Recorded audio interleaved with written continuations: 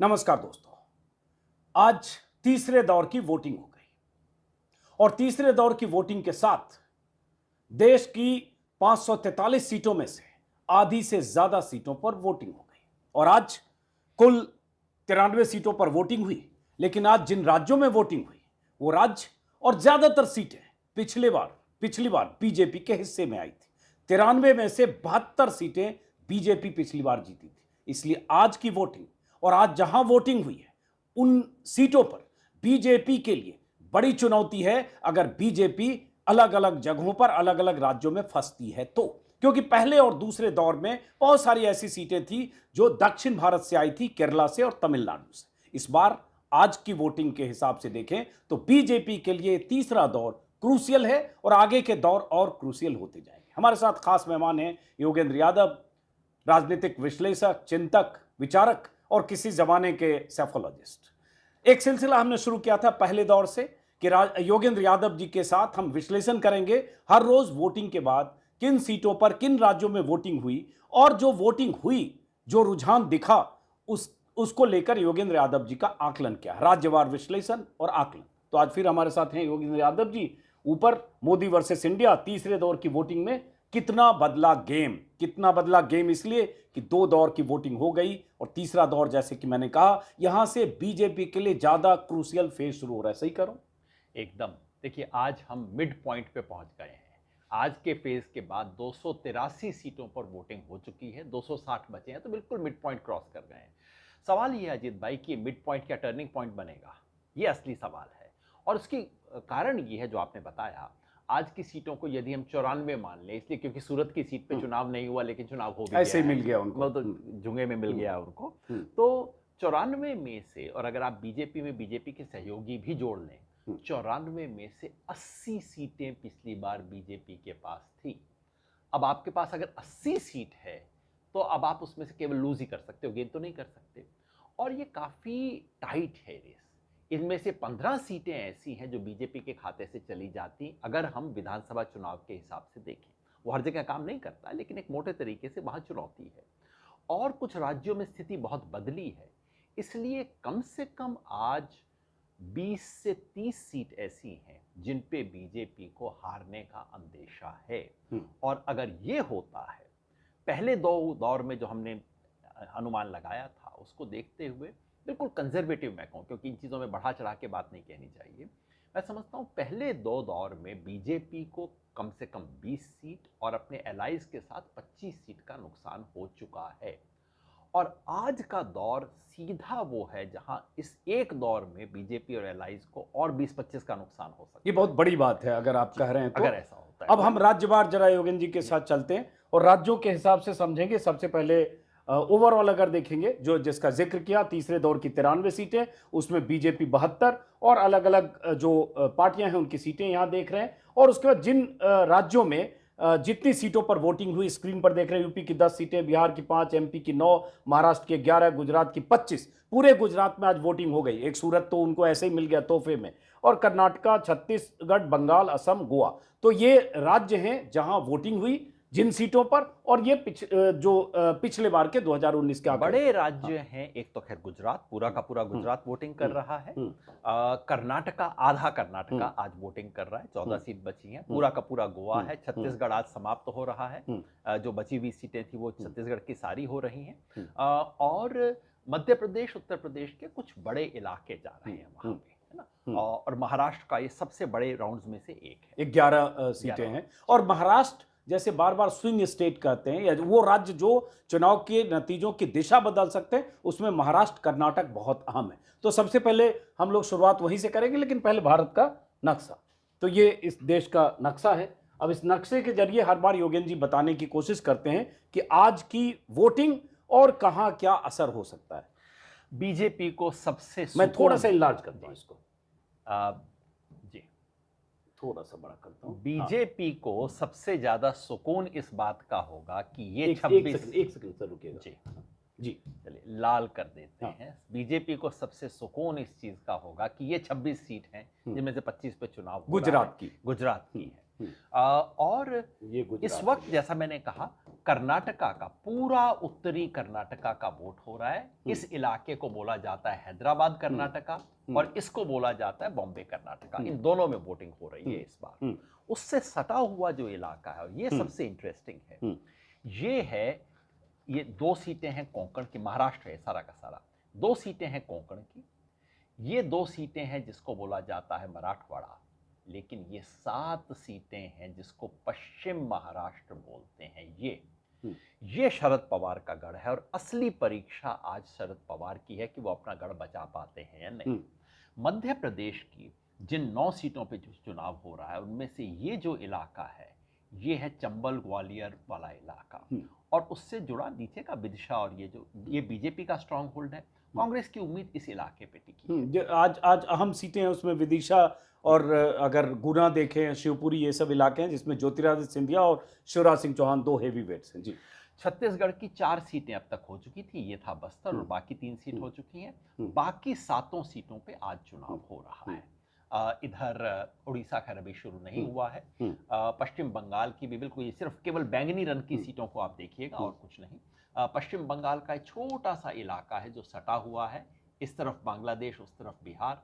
यहाँ बहुत मुस्लिम आबादी है, वहाँ इस वक्त लड़ाई हो रही है। बिहार का ये उप सीमांचल से जुड़ा हुआ इलाका है, इधर अररिया से लेकर कोसी और सीमांचल का इलाका है। सुपौल, झंझारपुर, अररिया, मधेपुरा, खगड़िया, वो सब यहाँ पे हो रहा है। और उत्तर प्रदेश का ये मुलायम सिंह जी की बेल्ट है, और ये ऊपर जाए तो रोहिलखंड है।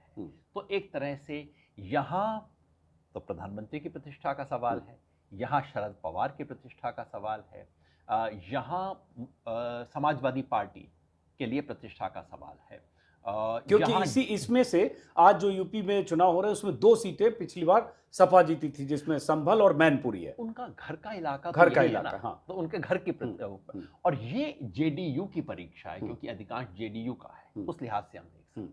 तो ये बहुत अहम है जो राज्यों के हिसाब से नक्शे पर योगेन जी ने बताया। अब हम जरा राज्यवार चलेंगे आंकड़ों पर। और आज की वोटिंग, जैसा कि शुरू में कहा, आज की वोटिंग के नतीजे बहुत क्रूशियल है, बहुत कुछ तय करने वाले हैं, क्योंकि बीजेपी बहुत ज्यादा गेनर थी 2019 के नतीजों को देखें तो पहले दूसरे दौर में बहुत सारे लोग तर्क दे रहे थे कि अरे इसमें तो पूरा तमिलनाडु है, पूरा केरला है, उसमें ऐसे भी कुछ नहीं था। तो ये वो इलाके हैं जहां बीजेपी बहुत फायदे में थी। तो अब आते हैं हम जरा यहाँ सबसे पहले महाराष्ट्र, क्योंकि महाराष्ट्र में बहुत उथल पुथल हुई है और महाराष्ट्र की बहुत बात होती है। हाँ, 11 सीटें हैं इस बार जहां चुनाव हो रहा है। इन 11 में से 2 सीट हैं जिसे मराठवाड़ा कहते हैं। महाराष्ट्र का बहुत गरीब इलाका है महाराष्ट्र, उस्मानाबाद, लातूर, जहां MIM खेल खराब करने के लिए इस वक्त यहाँ पे है।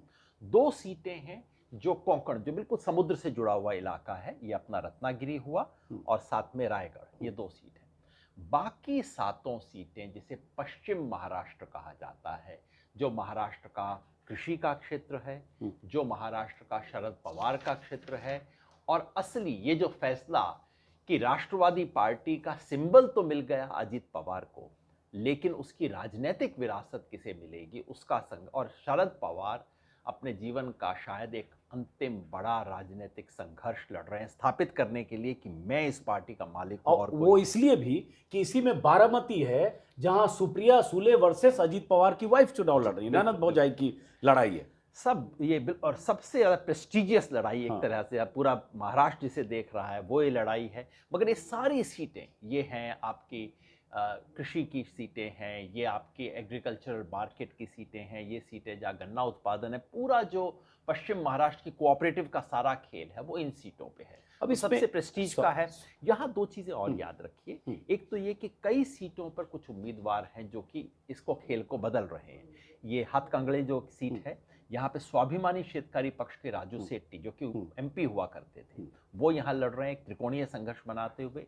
मैंने बताया उस्मानाबाद में MIM के कैंडिडेट हैं, और प्रकाश अंबेडकर की बहुजन वंचित अघाड़ी के कैंडिडेट कई सीटों पर हैं यहाँ, तो वो त्रिकोणीय बना सकते हैं। लेकिन उसमें फिर एक काउंटर सवाल है, पिछली बार भी हमने बात की थी, वो त्रिकोणीय बना सकते हैं प्रकाश अंबेडकर, तो किसका नुकसान ज्यादा होगा उस त्रिकोणीय होने से? देखिए, अगर प्रकाश अंबेडकर इसके साथ होते इंडिया कोalition के तो साथ, यकीनन इंडिया कोalition को फायदा होता। तो मैं समझता हूँ जिसको फायदा होना था उसी को ही नुकसान हुआ होगा उनके बाहर आने से। लेकिन महाराष्ट्र के तमाम जानकार और ग्राउंड रिपोर्ट कह रही हैं कि अब प्रकाश अंबेडकर का असर बहुत कम हो गया है, और खासतौर पे ये उनके असर का इलाका नहीं है। उनके असर का जो इलाका था विदर्भ और उससे बिल्कुल जुड़े हुए मराठवाड़ा के इलाके, वो था, ये उनका मुख्य असर नहीं है। और अभी की रिपोर्ट यही कह रही है कि वो बहुत कम असर डाल पाएंगे। अगर हम देखें सीटों की दृष्टि से, पिछली बार इन 11 में से 7 सीट उस जमाने का एनडीए जीत गया था। उस जमाने का एनडीए मतलब उसमें बीजेपी थी 11 और में तब से की शायद शिवसेना 9 थी। था, 5 और 4। सॉरी 5 और 4 जी, 11 में 5 से 9। बीजेपी, हाँ 5 बीजेपी और 4 सेना। जी, उस सेना उस के जमाने 2 का मतलब- लोगों में से इस तरफ आ गए हैं, पर हाँ, आप बिल्कुल ठीक कह रहे हैं। हाँ, 11 में से 9 हाँ, सीट ये नंबर यहाँ पे जीते हाँ, थे। हाँ। और वो बहुत बड़ा धक्का था शरद पवार के लिए कि ऐसा भी हो सकता है। उसके बाद उन्हें एक और धक्का लगा क्योंकि अजित पवार चले गए हैं, लेकिन उधर शिवसेना का एक दूसरा हिस्सा उनके साथ आके जुड़ गया है। तो इन 2 सीटों में तो तय होगा, ये जो रायगढ़ और रत्नागिरी में तो ये तय होगा कि सही शिवसेना कौन सी है, लेकिन बाकी सीट में तय होगा कि सही एनसीपी कौन सी और है। बारामती में बहुत कुछ तय हो रहा है, जो शरद पवार की सीट रही है। बिल्कुल, व्यक्तिगत जैसे प्रतिष्ठा कुछ का सीटें मामला। ऐसी देश में रही, हम लोगों ने जब से राजनीतिक तौर पर चेतना आई, तब से अमेठी, रायबरेली, इटावा, बागपत, मैनपुरी और बारामती, बिल्कुल, मतलब ये सब बारामती उनमें जीके से के एक है। सवाल थे, क्योंकि ये उनकी सीटें रही है, माना गया परंपरागत तौर पर 40 साल 30 साल वाली सीटें। और बारामती में खास बात ये भी हो गई कि सुप्रिया सुले के अगेंस्ट अजीत पवार की वाइफ खड़ी हो गई, तो वो एक वहां भी साबित करना है कि असली पवार कौन, दरअसल एकदम, किस पवार के पास पावर है, किस पवार के पास पावर है, चाचा भतीजे में से जी। किसके पास असली एनसीपी है। तो मोटे तौर पे जो ग्राउंड रिपोर्ट इस वक्त है, उसके हिसाब से आप कह सकते हैं कि ये जो इंडिया गठबंधन है, यानी कि कांग्रेस, उद्धव ठाकरे की शिवसेना और शरद पवार की एनसीपी, मिला के पिछली बार के जो उनका केवल 2 का स्कोर है, वो कम से कम 6 का स्कोर इस वक्त ले रही है। तो मैं कहता हूँ 4 का फायदा। ये सीट है, केवल 2 सीटें उनके पास। एक बारामती वैसे ही एनसीपी ना, कोल्हापुर में थी। कुछ गलत किया क्या, टोटल में शायद गड़बड़ है, कुछ आंकड़ा गड़बड़ है आपका। नहीं जी। सॉरी, माफ करें, सही है सर, वो 2014 हम देख रहे थे। नहीं अच्छा। बिल्कुल सही है, हम इस पे आते हैं। यहाँ पे है एनसीपी बारामती की सीट एक ये है और एक रायगढ़, और एक ये सतारा है। सतारा है, यहाँ रायगढ़ भी दिखा रहा है। रायगढ़ भी है, जी, जी। तो हाँ ठीक है। ठीक, नहीं कुछ 8 आपका हुआ। कैलकुलेशन फिर गड़बड़ है, चेक करिएगा इसको। हाँ मोटी चीज ये है कि यहाँ जो इंडिया गठबंधन है, वो कम से कम +4 करने की कोशिश करेगा। अगर अभी की ग्राउंड रिपोर्ट जो है वो दिखा रही है, तो अगर हम एक मेंटल अरिथमेटिक आज कर रहे हैं, तो आप +4 महाराष्ट्र का इसमें जोड़ लीजिए। अगले राज्य पे हाँ, तो अगले राज्य पे आते हैं। अब जैसे ये कर्नाटका है, हम आते हैं फिर कर्नाटका, माफ करें, जी। कर्नाटका पर आते हैं। और कर्नाटका पर भी सबकी चूंकि नजर है कि कर्नाटका में क्या होने वाला है। कर्नाटका पिछली बार दक्षिण कर्नाटका का इलेक्शन हुआ था, इस बार उत्तर कर्नाटका का सारा इलेक्शन है। उत्तर कर्नाटका के 2 मुख्य इलाके हैं, एक है जो कि मुंबई कर्नाटका कहलाता है, दूसरा हैदराबाद कर्नाटका कहलाता है। मुख्यतः यहाँ पे ये इलाका बीजेपी के लिए बहुत स्ट्रांग रहा है, 2014 से पहले भी स्ट्रांग रहा है, लेकिन इस बार 2-3 चीज़ हुई हैं। पहला, विधानसभा चुनाव में यहाँ कांग्रेस ने बहुत अच्छा परफॉर्म किया था। विधानसभा चुनाव के हिसाब से देखिए, पिछली बार लोकसभा में बीजेपी 14 की 14 जीती थी, कुछ नहीं बचा था, लेकिन विधानसभा में अकेली कांग्रेस ने, अगर आप जनता दल एस का वोट बीजेपी के साथ मिला भी दें, तब भी कांग्रेस 7 सीटों पे आगे थी यहाँ पे। और उसके बाद से 2 चीज़ और हुई है। नंबर 1, ये सिद्धरमैया की गारंटी जो कि वास्तव में काम कर रही है महाराष्ट्र में, खासतौर पे महिलाओं में, और आप देख रहे हैं कि टर्नआउट अच्छा रहा है। आज की भी रिपोर्ट है कि कर्नाटका में टर्नआउट फिर अच्छा हुआ है, पहले फेज में भी अच्छा हुआ, दूसरे फेज में भी अच्छा हो रहा है, जिसका मतलब है कि कहीं ना कहीं ये रूलिंग पार्टी के लिए बेहतर संकेत है कर्नाटका में। और दूसरा ये कि ये जो स्कैंडल हुआ रेवन्ना वाला, उसकी खबर पहले फेज में पूरी तरह पहुंची नहीं थी, क्योंकि उसके जस्ट 3 दिन पहले हुआ था। उस कॉन्स्टिट्यूएंसी में तो पहुंची थी, हासन में, पूरे प्रदेश में नहीं पहुंची थी, लेकिन अब ये पूरे प्रदेश की कहानी है। और इन दोनों के चलते एक छोटी पॉकेट को अगर आप छोड़ दें, ये है बेलगाम बागलकोट, इधर एक तो बेलगाम को लीजिए, दूसरा ये धारवाड़ होगा, और तीसरा उत्तर कन्नड़ा धारवाड़ एक दूसरे से जुड़े हुए हैं। यहाँ पे तो बीजेपी को उम्मीद है।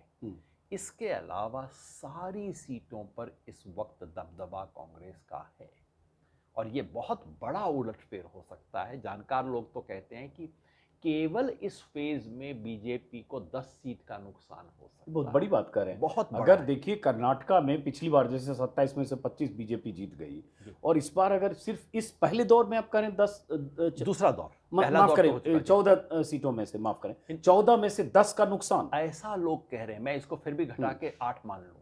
लेकिन ये दौर देखिए, ये दौर में याद रखिए, विधानसभा चुनाव में कांग्रेस ऑलरेडी इनमें से 7 सीटों में आगे है। अगर आप जनता दल एस का वोट बीजेपी की झोली में डाल दें तब भी, लेकिन अब सवाल है कि जनता दल एस का वोट बचेगा कहाँ। जनता दल एस अपने आप में मेजर प्लेयर नहीं है, पर हर जगह 5-10% वाली पार्टी है यहाँ पे। अगर उसका वोट बचता नहीं है और उसका कुछ हिस्सा कांग्रेस की तरफ आता है, तो यहाँ पे कांग्रेस 8-10 सीट ले सकती है केवल इस दौर में। तो बहुत बड़ी बात है। पिछले दौर में कांग्रेस पीछे थी, पिछले दौर में बीजेपी आगे रही है। तो पिछले दौर में 14 में समझिए 8 के करीब 8 या 9 बीजेपी के पास रही। इस दौर में 8 या 9 कांग्रेस के पास आ रही है।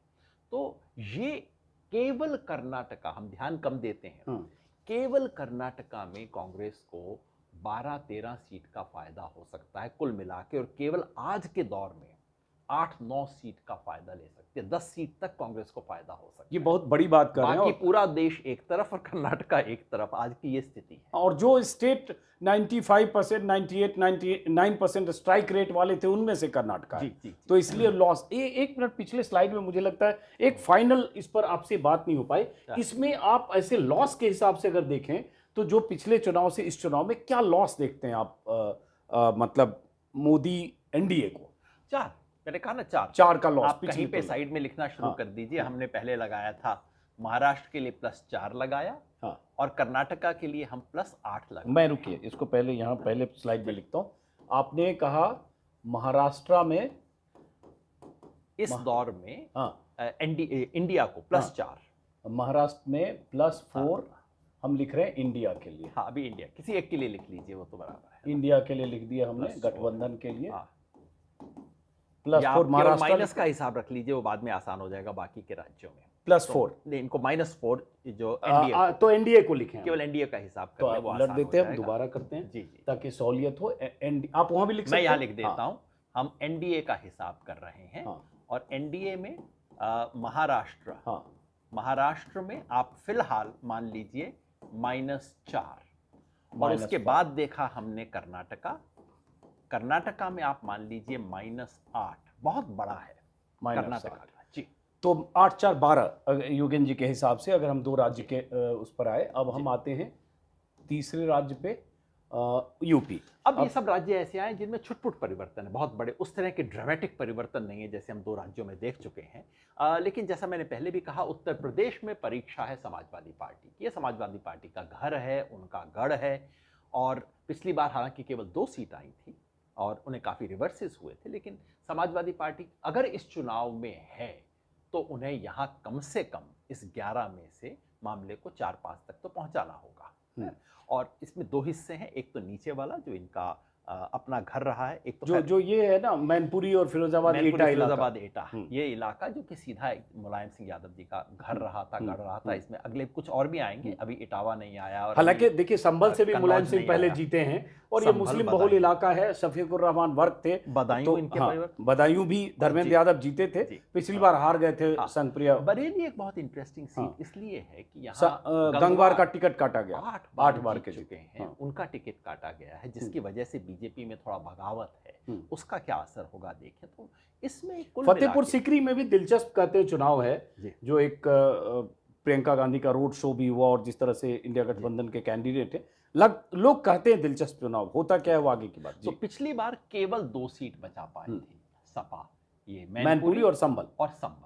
आज हालांकि संभल से काफ़ी डिस्टर्बिंग रिपोर्ट्स आ रहे हैं, लोगों को वोट न दिए जाने, कुछ रामपुर जैसी सी कहानी, कुछ लोगों ने आरोप लगाया। पूरा तस्वीर कल बहुत सारे मुस्लिम वोटर्स की शिकायत है कि उन्हें पोलिंग बूथ पर पहुंचने नहीं दिया जा रहा है, या बहुत तरह से उनके कार्ड चेक करने के नाम पर भगाया जा रहा है, खदेड़ा जा रहा है। ऐसे विजुअल्स और ऐसे आरोप कांग्रेस नेताओं की तरफ से लगातार आ रहे हैं। और ये जहां भी मुस्लिम बहुल होता है और बीजेपी रूल्ड स्टेट होता है, तो वो शिकायतें आती है, वही संभल से आ रही है। तो कुल मिला के मैं समझता हूं यहाँ कम से कम 2 सीट इंडिया गठबंधन एडिशनल हासिल करेगा। ये 2 पहले से है, दो पहले आप से कह है। रहे हैं 2 प्लस हो सकता है। हाँ, और अगर एनडीए का हिसाब कर रहे हैं तो -2, तो -2 काउंट हम यहाँ वापस पे आते हैं पहले इस 10 स्लाइड में में। से। हम यहाँ क्योंकि- अगर लिख रहे हैं यूपी, हाँ तो जी, इस दौर में तो हम -2 लिख रहे हैं। यूपी को -2 करते हैं। ठीक है, जी, अब हम आते हैं फिर अगली स्लाइड पे यूपी।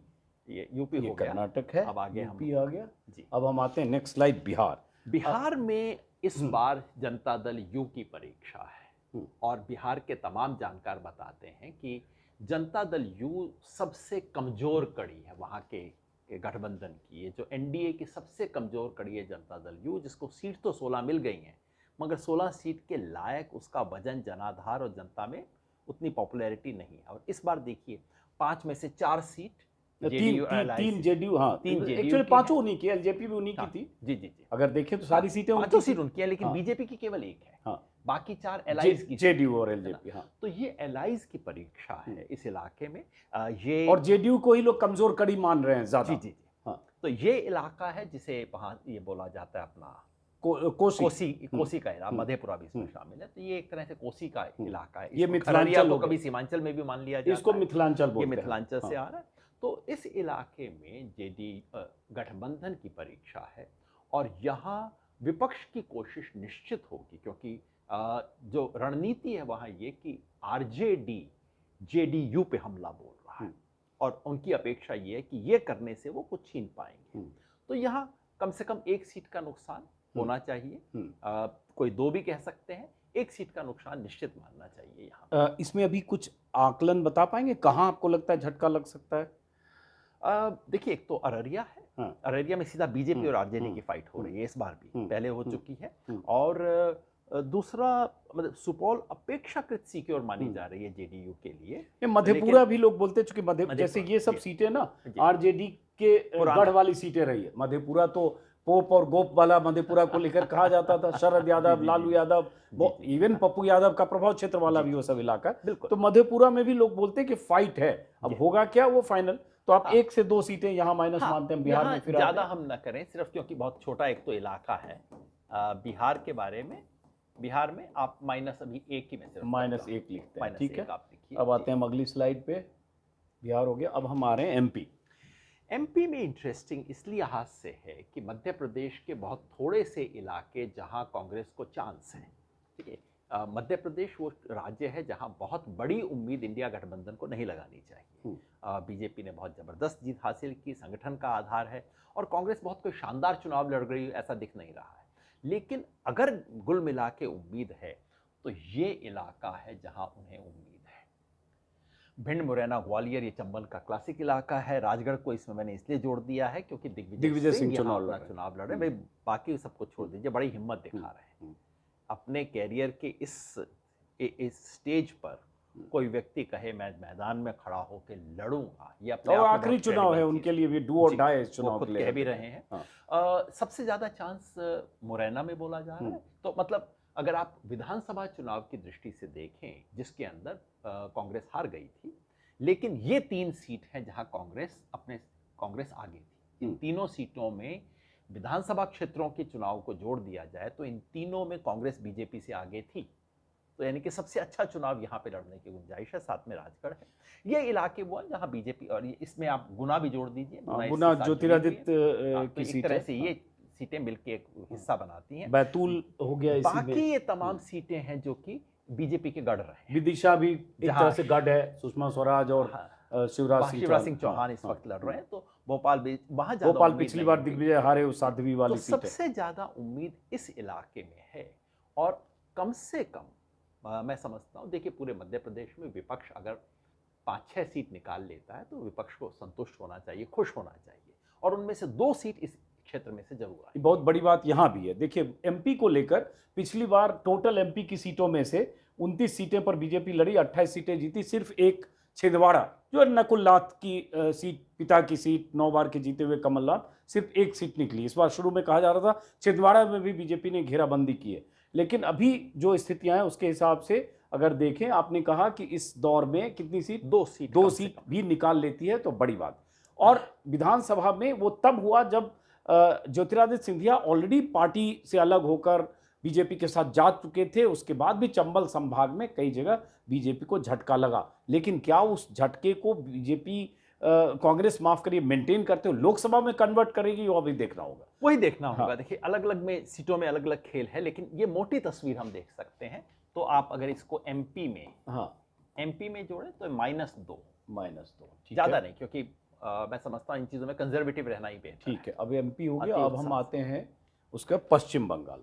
दोनों सीट भी हैं, लिखने में जो भी आ गई हो। लेकिन ये इलाका है जिसमें दो विशेषताएं हैं। पहला ये कि इसमें मुस्लिम पॉपुलेशन बहुत ज़्यादा है, और ममता बनर्जी एक तरह से महसूस करती हैं कि उधर से तो उन्हें हिंदू वोट में बीजेपी दबा रही है और मुस्लिम वोट में कांग्रेस दबा रही है। हाँ। ये इलाका तो अगर 4 सीट बंगाल की देखें, जंगीपुर मुर्शिदाबाद में पिछली बार जैसे टीएमसी जीती, मालदा उत्तर और मालदा दक्षिण में कांग्रेस जीती, तो कांग्रेस के लिए सही कर रहा हूं, नहीं माफ करें, मालदा उत्तर में बीजेपी, मालदा दक्षिण में कांग्रेस, तो कांग्रेस के लिए भी ये डू और डाई है यहीं एक सीट के हिसाब से। एक सीट है। दूसरी ये जो अपने चौधरी की अधीर रंजन चौधरी वाली सीट अगले फेज में आ रही है। लेकिन यही एकमात्र इलाका है बंगाल का जहां त्रिकोणीय संघर्ष हम देख रहे हैं, और इस त्रिकोणीय संघर्ष का क्या परिणाम होता है हमें देखना होगा। और बीजेपी की उम्मीद होगी कि वो एक सीट अपनी दोबारा निकाल लेगी इस त्रिकोणीय संघर्ष के चलते, क्योंकि यहाँ पे कांग्रेस और लेफ्ट फ्रंट मिलके हैं। तो एक तरफ कांग्रेस और लेफ्ट फ्रंट है, एक तरफ तृणमूल कांग्रेस है, एक तरफ बीजेपी है। अगर कांग्रेस और लेफ्ट फ्रंट बीजेपी टीएमसी के साथ होते तब तो चारों सीटें वो जीत रहे थे, लेकिन त्रिकोणीय मुकाबले की वजह से बीजेपी को कम से कम एक सीट आ रही है। तो इसमें मैं कोई विशेष बदलाव नहीं देखते। तो अब बंगाल में कोई बदलाव नहीं, कोई विशेष बदलाव की हमें अभी पक्का नहीं कह अब आते हैं बंगाल के बाद नेक्स्ट। अच्छा, बंगाल के बाद हमारी, हाँ अब आ गए गुजरात पर। गुजरात की 26 सीट बीजेपी 26 में से 26 जीतती रही है, 2014 में भी, 2019 में भी, और सिर्फ जीतती नहीं रही है, बहुत बड़े फासले से जीतती रही है। गुजरात के 3 मोटे इलाके हैं। इस सारे इलाके, ये जो जबड़ा है एक तरह से, इसको बोला जाता है सौराष्ट्र। ये एक कच्छ का अलग विशिष्ट इलाका है। ये है बिहार, गुजरात का उत्तर गुजरात का इलाका है ना। यहाँ तक ये उत्तर गुजरात है, फिर ये मध्य गुजरात बोला जाता है, और यहाँ से दक्षिण गुजरात शुरू हो जाता है। तो सौराष्ट्र में बहुत ज़्यादा उम्मीद नहीं है। देखिए खबरें आपको सब कुछ आती रही होंगी, और 2 सीट हैं जहाँ कांग्रेस की अचानक उम्मीद जग गई है। उसमें से एक जूनागढ़ है और एक जामनगर है। इन दोनों में कांग्रेस की उम्मीद जग गई है। क्या ये जीत में कन्वर्ट होगी, इस पे आश्वस्त नहीं हुआ जा सकता। एक कह रहे थे पुरुषोत्तम रूपाला का बयान राजपूत को लेकर, उसके लिए एक राजपूत समाज में भी नाराजगी दे के वही एक बड़ा फैक्टर चेंज हुआ है। यहाँ पे काफी कॉन्फ्लिक्ट है, और वहाँ देखिए गुजरात का राजपूत को आप उत्तर भारत के राजपूत से डायरेक्ट तुलना उसकी मत कीजिए। वहाँ वो राजपूत भी हैं जो वहाँ के जो प्रिंसली स्टेट्स थे उसके राजा हैं, लेकिन गुजरात में जब क्षत्रिय शब्द का इस्तेमाल किया जाता है तो उसमें कई श्रेणियां शामिल हैं, जिनमें से काफ़ी कुछ ओबीसी भी शामिल है। तो यहाँ पे जो क्षत्रिय का उभार है, याद कीजिए जो बिहार का खाम का फॉर्मूला हुआ करता था, उसका पहला केक क्षत्रिय हुआ करता था। तो उसमें क्षत्रिय लोगों की नाराजगी। गुजरात में एक मेरे ख्याल से चिमन भाई के समय में भी पहले इस तरह का कोई फॉर्मूला दिया था, अभी याद करने की कोशिश करूँ क्या। ये खाम का जो फॉर्मूला होता था, तो उसमें क्षत्रिय उन जमानों में एच हरिजन को बोला जाता था, और ए आदिवासी था, और एम गुजरात में ही था, चिमन भाई के समय का था। जी जी जी, पुराना उस जमाने का। क्योंकि आप बिहार बोल गए इसलिए मैं जोड़ने लगा। नहीं, गुजरात की बात, गुजरात का जो खाम फॉर्मूला है वो उसका जो के था वो क्षत्रिय बिल्कुल था। तो यहाँ 2 सीटों पे चर्चा चल रही है। कांग्रेस काफी उत्साहित है इन 2 को लेकर, और जूनागढ़ में तो अगर विधानसभा चुनाव के हिसाब से देखें तो कांग्रेस और आम आदमी पार्टी आगे थी, तो यहाँ एक उम्मीद है। अब सवाल यह है कि इससे सीट पलटेगी या कि केवल मार्जिन घटेगा। ज्यादा उम्मीद कांग्रेस की ले दे के इन इलाकों में, इसमें कम है। यहाँ पे कहाँ उम्मीद है, ये बनासकांठा जो कि मुख्यतः आदिवासी इलाका है, और साबरकांठा, इन 2 में कांग्रेस की उम्मीद है। सबसे ज्यादा कांग्रेस की आनंद में उम्मीद है, ये सीट है।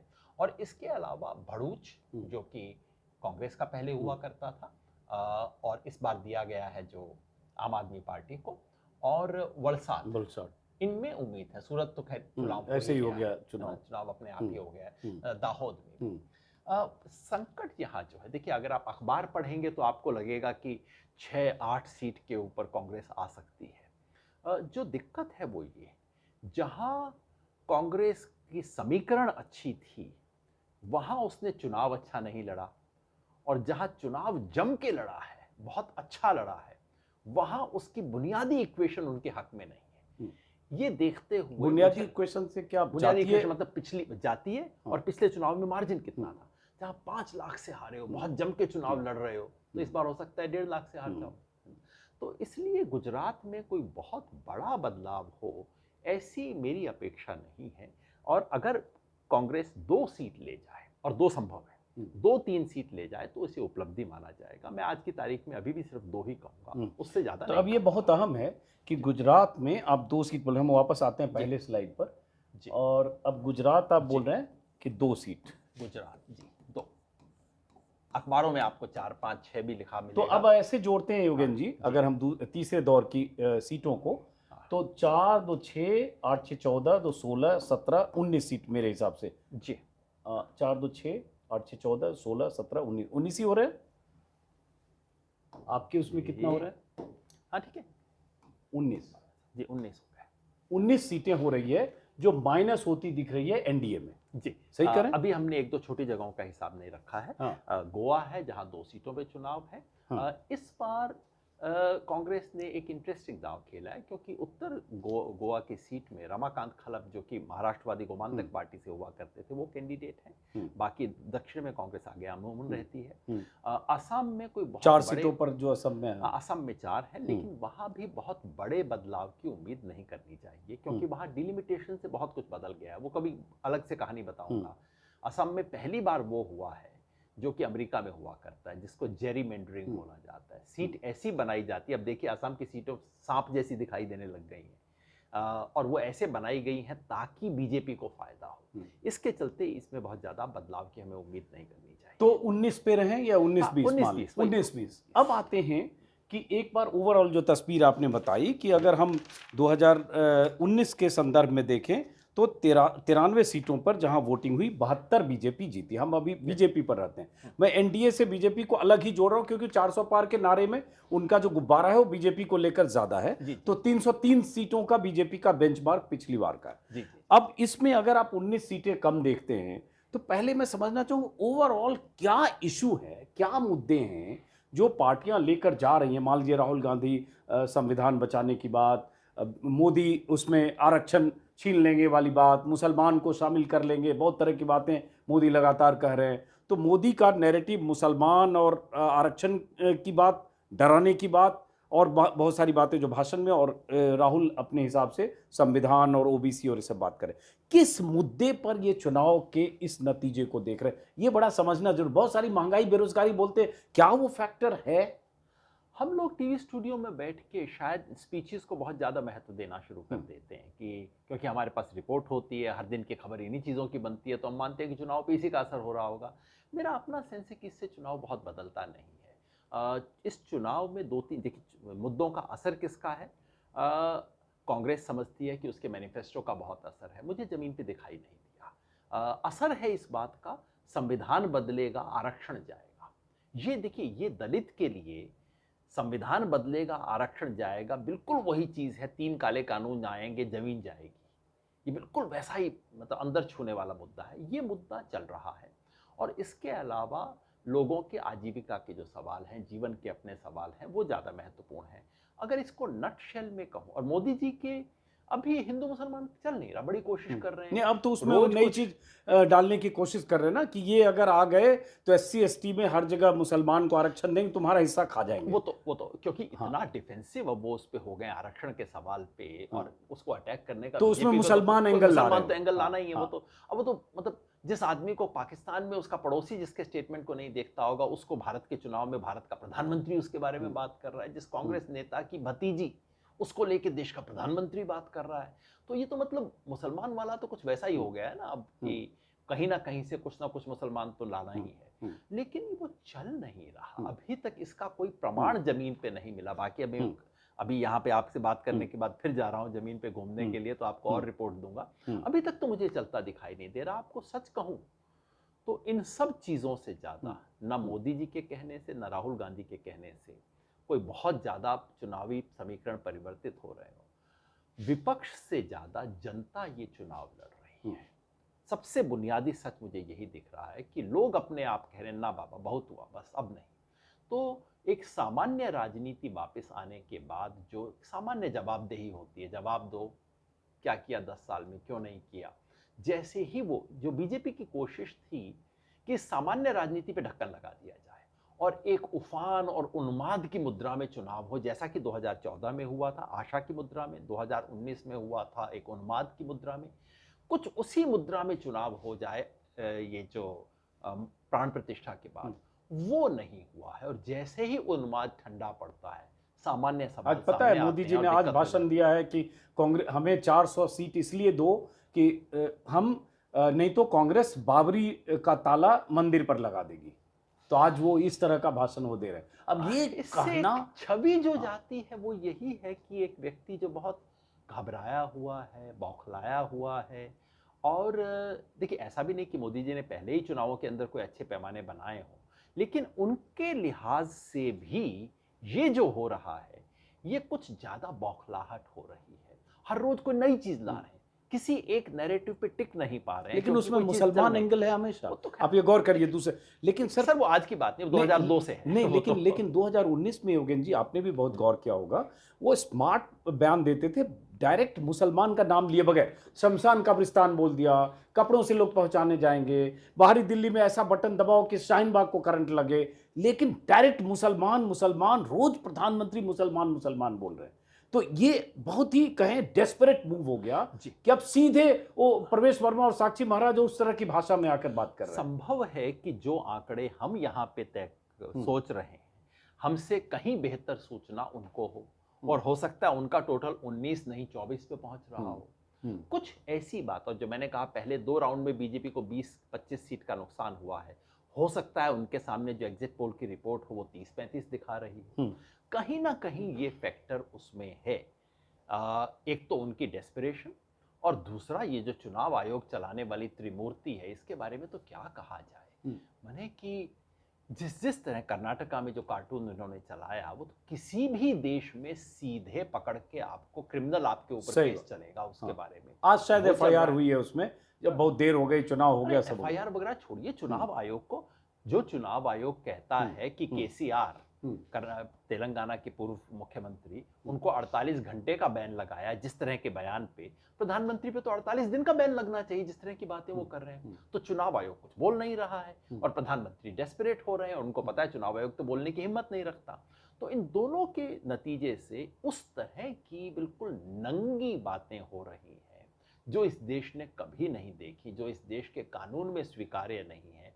और जो और सबसे बड़ी बात है, ये सब करने के बाद मुझे नहीं लग रहा कि चल रहा है। आज हम इसके टर्नआउट के फिगर्स दोबारा देखेंगे। अभी जो शाम को जो फिगर्स आए हैं उसमें मैं बहुत भरोसा नहीं करता, क्योंकि हमेशा बदलते हैं फिगर्स।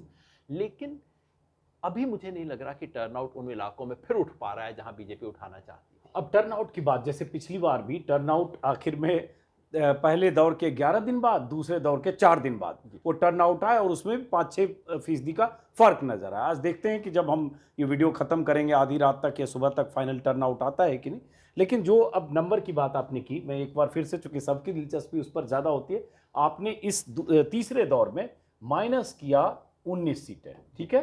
ये एनडीए को किया शायद, या बीजेपी एनडीए को किया माइनस। इसमें 3 सीटें एलाइज की हैं और 14 सीटें, बाकी 16 सीटें सीधे बीजेपी की। तो हम माइनस मानते हैं, 16 सीटें हो गई, ये बीजेपी की माइनस हुई 16 सीटें, माफ करें इसको। ये बीजेपी के लिए 16 सीटें बीजेपी को माइनस हुई।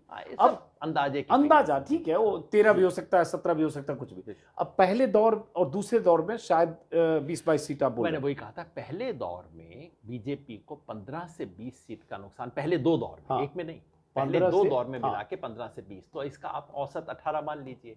18 का वहां नुकसान हुआ है पहले दौर में बीजेपी को, और 16 का यहाँ नुकसान हुआ, तो 34 का नुकसान हो गया।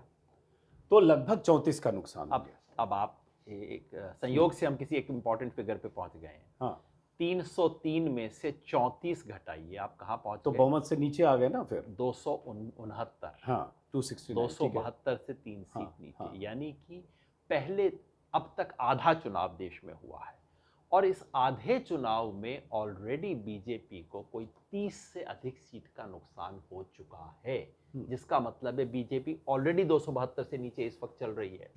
अगर आने वाले चार दौर बाकी हैं, जैसा अजीत भाई ने शुरू में कहा, वो इलाके जहां बीजेपी गेन कर सकती थी, जहां उनके दावे थे, वहां लगभग चुनाव हो गया। 2 इलाके बचे हैं जहां बीजेपी का गेन करने की उम्मीद अभी बाकी है, वो है तेलंगाना और उड़ीसा। दोनों में मिला लीजिए, उसको 2, 4, 5 सीट का गेन जरूर हो सकता है, इससे आप इंकार नहीं कर सकते।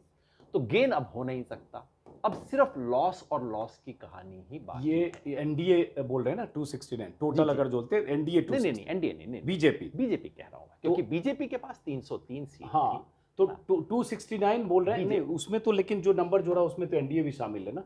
नहीं, मैंने आपको 16 अलग बीजेपी का अच्छा, बताया ठीक है, तो 269 आप बीजेपी कह रहे हैं। हाँ, और पहले में 18 प्योर बीजेपी ठीक कह है, रहा हूं, तो 269 अगर 3 दौर में ही बीजेपी आ गई तो बड़ा खतरनाक है, फिर तो 4 दौर बाकी है बीजेपी के लिए। हाँ।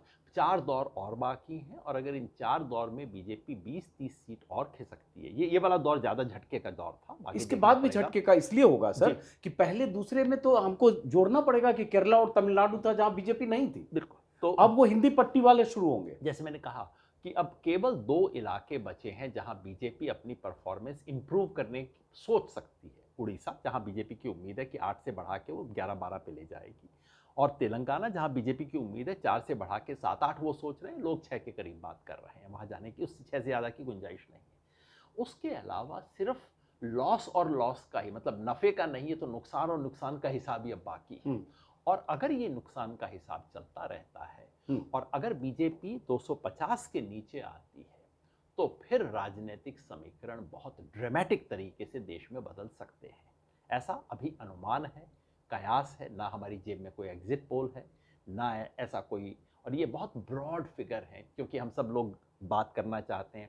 और इस देश में मैंने देखा है, इस देश के हर गांव में, हर टी स्टॉल में सेफोलॉजिस्ट मौजूद होता है, जो दिल्ली वाले सेफोलॉजिस्ट से बेहतर होता है।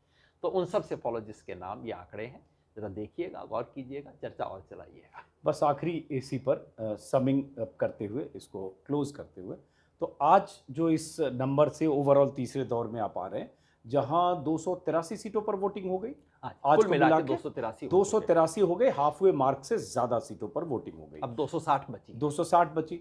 अब 283 में अगर 269 मतलब इस 34 का आंकड़े के नुकसान देख रहे हो चुका 34 के नुकसान से 269, तो इसका मतलब जो योगेन जी कह रहे हैं कि 250 से नीचे जाने के आसार दिखते हैं।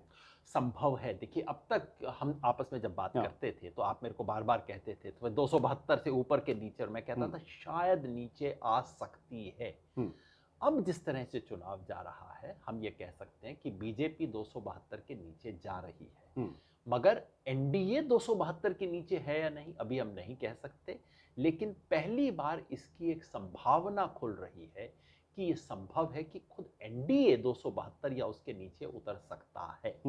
संभावना है, कयास है। बाकी और राउंड में आप भी घूम के आइएगा, मैं भी घूम के आता हूं, बताते हैं क्या हुआ। चलिए, वैसे बहुत दिलचस्प है क्योंकि बीजेपी का नारा प्रधानमंत्री मोदी का 400 पार का है। दिलचस्प बात यह है कि दूसरे दौर के बाद, पहले दौर के बाद 400 पार पर उनका ज्यादा जोर नहीं रहा। बहुत जगह 400 पार का जिक्र ही नहीं कर रहे हैं, मुगल मुसलमान बाकी सब चीज कर रहे हैं, 400 पार नहीं कर रहे। आज उन्होंने कह दिया कहीं सभा में कि 400 पार हमें इसलिए चाहिए कि राम मंदिर पर बाबरी का ताला न लगा दें कांग्रेस वाले। तो इसका मतलब उन्हें एक डर और बेचैनी है, इसलिए ऐसे भाषण हो रहे हैं। लेकिन जो योगेंद्र जी ने एक अपना आकलन विश्लेषण राज्यवार किया, उसके मुताबिक 250 के नीचे बीजेपी जा सकती है। अगर ये गई तो बहुत बड़ा झटका यही है, उसके बाद क्या होगा पता नहीं। और अभी 4 दौर के चुनाव पर हमारा विश्लेषण, आकलन और बहुत कुछ देखना बाकी। और फिर इस राइडर के साथ, योगेंद्र जी आप कुछ कहना चाह रहे हैं? इस राइडर के साथ कि ये आकलन है, अनुमान है, जितना इन्होंने घुमा उसका विश्लेषण है, नतीजे तो 4 जून को ही आएंगे बाकायदा जी। तो क्लोजिंग कुछ कहना चाहते हैं? बस मैं समझता हूं ये चुनाव, जिस कहते हैं ना, मझधार में करवट ले रहा है, और ये जो करवट है सत्ताधारियों के लिए बेहद तकलीफ देह हो रही है। लगभग देखिए हर जगह जहां मैं बात करता हूं, मैं एक सवाल जरूर पूछता हूं, आज से 10 दिन पहले जो स्थिति थी और आज की स्थिति में क्या आपको अंतर दिखाई दे रहा है? कहीं पे यहां होगी बीजेपी, कहीं वहां होगी, किसी का अनुमान गलत होगा, लेकिन एक प्रश्न का उत्तर हर व्यक्ति एक ही दे रहा है, भाई 10 दिन से पहले की तुलना में ये ज्यादा टाइट हो गया है, बीजेपी के लिए दिक्कत हो गई है। तो हवा का वेग कितना है हम नहीं जानते, लेकिन हवा की दिशा केवल एक ही है इस चुनाव में। चलिए, बहुत बहुत शुक्रिया योगेश जी। कोशिश करेंगे अगली बार भी चौथे दौर के चुनाव के दिन, पांचवें दौर के चुनाव के दिन हम इस तरह से विश्लेषण कर सकें, जहां भी रहें योगेश जी के साथ। और छठे दौर में आपके इलाके में वोटिंग है? मेरे अपने गांव की वो वोटिंग है छठे साहब। दौर में? जी, छठे तो दौर में। छठे दौर में मैं कोशिश करूंगा कि जहां योगेश जी की वोटिंग है उसी इलाके में, हरियाणा में रहूं। हरियाणा में ना? जी जी जी, किस बाकायदा जिला? रेवाड़ी के रेवाड़ी। साथ हमारा गांव है सारणबास। और आपकी लोकसभा सीट हुई गुड़गांव। गुड़गांव। तो उस इलाके में रहेंगे, वोटिंग भी देखेंगे और योगेश जी से भी बात करेंगे। फिलहाल इस वीडियो को यहीं खत्म करते हैं। तमाम दर्शकों का बहुत बहुत बहुत शुक्रिया।